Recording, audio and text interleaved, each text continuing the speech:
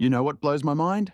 A recent study found that 68% of relationship-ending conflicts start with seemingly trivial disagreements, like how to make the perfect cup of coffee.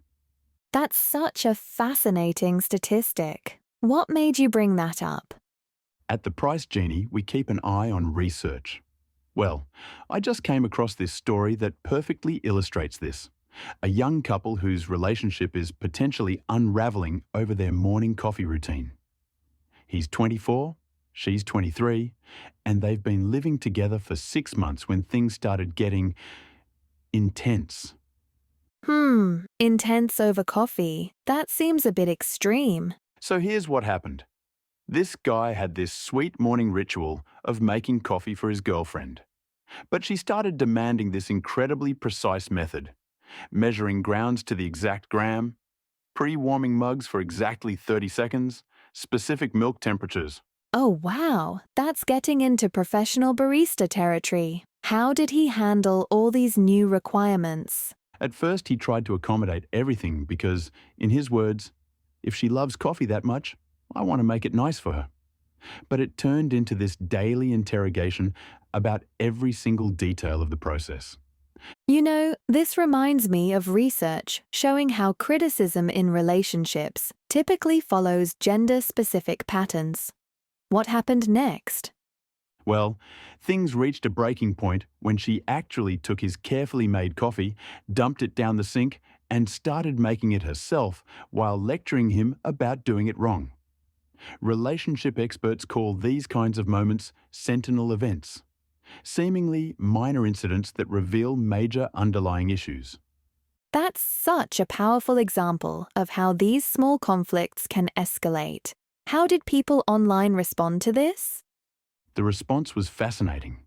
One comment got over 19,000 reactions saying, "If I ask my boyfriend to do something for me, I accept that it is a favor, and I can't be picky." But what's really interesting is how this reflects broader patterns in relationship dynamics.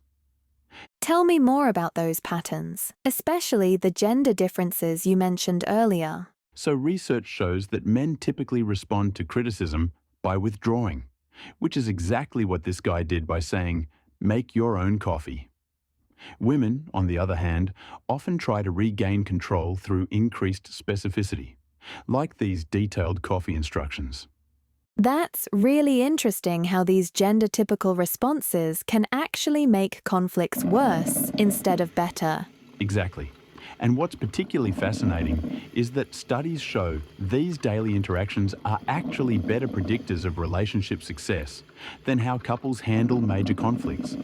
It's these small moments that either build or erode trust over time. So what do relationship experts suggest for handling these kinds of situations? Well, the key is recognizing when something is actually about the surface issue, in this case, coffee, and when it's about deeper patterns. Research indicates that couples who can identify these underlying issues are 67% more likely to resolve conflicts successfully. That makes so much sense. How can couples start recognizing these patterns? One effective approach is what therapists call the pause and reflect method. Before reacting, ask yourself, is this really about coffee, or is it about feeling respected and appreciated? Studies show this simple pause can reduce relationship conflicts by up to 30%. These statistics really put things in perspective. What's your take on the future of this coffee-conflicted couple? Well, relationship experts suggest that couples who can turn these conflict points into opportunities for growth have a much better chance of long-term success. But here's the kicker. Research shows that 85% of relationship issues are actually unsolvable. It's not about fixing everything. It's about managing these differences effectively. That's quite a sobering statistic. What's the key takeaway for couples facing similar situations? The most crucial thing is understanding that these small daily interactions, whether it's making coffee, doing dishes, or folding laundry, are really opportunities for showing love and respect. When we get too caught up in perfection, we lose sight of the connection these rituals are meant to build. That really brings everything full circle, from coffee to connection. And perhaps that's the real lesson here. Sometimes a cup of coffee isn't just a cup of coffee.